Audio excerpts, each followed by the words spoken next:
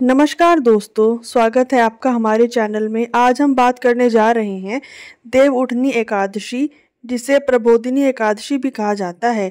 ये एक ऐसा दिन है जब स्वयं भगवान विष्णु 4 महीने की योग निद्रा से जागते हैं। कहते हैं जिस दिन भगवान जागते हैं उस दिन पूरे ब्रह्मांड में फिर से शुभ कार्यों की शुरुआत होती है।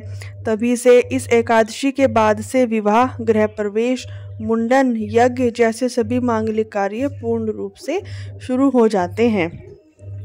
देवउठनी एकादशी कार्तिक मास की शुक्ल पक्ष की एकादशी तिथि को मनाई जाती है। शास्त्रों में कहा गया है, अर्थात जो व्यक्ति भगवान विष्णु की प्रसन्नता के लिए एकादशी व्रत करता है उसके सारे पाप नष्ट हो जाते हैं और उसे धन, सुख और वैभव की प्राप्ति होती है। इस दिन विशेष रूप से शालिग्राम भगवान और तुलसी माता का विवाह संपन्न किया जाता है, क्योंकि तुलसी जी को लक्ष्मी जी का अवतार माना गया है। आइए पहले समझते हैं कि आखिरी ये 4 महीने की योग निद्रा क्या होती है।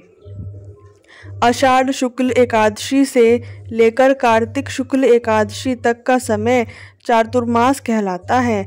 इस दौरान भगवान विष्णु क्षीर सागर में शेषनाग की शैया पर योग निद्रा में रहते हैं। कहा जाता है कि इस समय में सृष्टि की ऊर्जा स्थिर होती है, इसलिए इन 4 महीनों में विवाह, गृह निर्माण या कोई भी नया शुभ कार्य नहीं किया जाता। देवउठनी एकादशी के दिन जब भगवान विष्णु जागते हैं तो पूरे ब्रह्मांड में पुनः जीवन और ऊर्जा का संचार होता है। पुराणों के अनुसार एक बार भगवान विष्णु ने राजा बलि को वरदान दिया कि वे सदा उसके लोक में निवास करेंगे। राजा बलि बहुत महान और दानशील राजा थे, लेकिन उसके अहंकार को शांत करने के लिए भगवान विष्णु ने वामन अवतार धारण किया। उन्होंने 3 पग पर भूमि मांगी। पहले पग से पूरी पृथ्वी नाप ली, दूसरे से आकाश और तीसरे पग के लिए राजा बलि ने अपना सिर झुका दिया। राजा की भक्ति और समर्पण देखकर भगवान विष्णु प्रसन्न हुए और उन्होंने कहा, हे बलि, मैं तेरे लोक में निवास करूंगा, परंतु हर वर्ष कार्तिक शुक्ल एकादशी को जागृत होकर तेरा दर्शन करूंगा। तभी से इस दिन को देवउठनी एकादशी कहा जाता है और इसी दिन भगवान विष्णु पुनः लोक कल्याण के लिए सक्रिय होते हैं। इसी दिन तुलसी विवाह का भी बहुत बड़ा महत्व माना जाता है। कथा के अनुसार तुलसी जी पहले वृंदा नाम की देवी थी, जिनका विवाह असुरराज जालंधर से हुआ था। वृंदा अपने पति के प्रति अत्यंत पतिव्रता थी और उनकी तपस्या के प्रभाव से देवता भी जालंधर को पराजित नहीं कर पाए।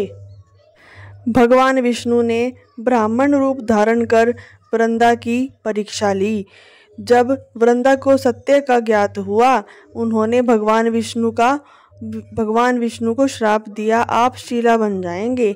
वृंदा की मृत्यु के बाद उनके शरीर से तुलसी पौधा उत्पन्न हुआ। भगवान विष्णु ने उन्हें वरदान दिया, हे तुलसी, तुम मेरे बिना अधूरी हो, इसलिए कार्तिक शुक्ल एकादशी के दिन मैं शालिग्राम रूप में तुमसे विवाह करूंगा। इसलिए हर वर्ष इस दिन तुलसी विवाह का आयोजन किया जाता है।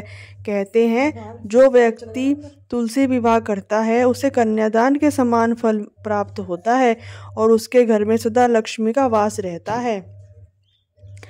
इस दिन ब्रह्म मुहूर्त में उठकर स्नान करना चाहिए। मैं आपको बता रही हूँ व्रत एवं पूजन विधि। इस दिन ब्रह्म मुहूर्त में उठकर स्नान करना चाहिए और स्वस्थ कपड़े पहने। व्रत का संकल्प लेकर भगवान विष्णु की मूर्ति या चित्र के सामने दीपक जलाएं। पंचामृत से अभिषेक करें, फिर तुलसी पत्र, पीली मिठाई, धूप और फल अर्पित करें। दिन भर व्रत रखकर शाम को तुलसी विवाह का आयोजन करें। संगीत, शंखनाद और मंत्रों के साथ विवाह संपन्न करें, फिर आरती करें और प्रसाद वितरित करें। जो व्यक्ति श्रद्धा और भक्ति से इस व्रत को करता है उसके सभी पाप नष्ट होते हैं और जीवन में सुख, समृद्धि और सौभाग्य आता है। भगवान विष्णु की कृपा से सब पर सदा बनी रहती है। कहते हैं जो देवउठनी एकादशी के दिन तुलसी विवाह करता है, दीपदान करता है, कथा सुनता है, उसे अक्षय पुण्य प्राप्त होता है। तो दोस्तों, ये थी देवउठनी एकादशी व्रत कथा, महत्व और तुलसी विवाह की पवित्र कथा। अगर आपको वीडियो पसंद आई हो तो लाइक करें, शेयर करें और हमारे चैनल को सब्सक्राइब करें। जय श्री विष्णु, जय श्री तुलसी माता, जय हो देवउठनी एकादशी।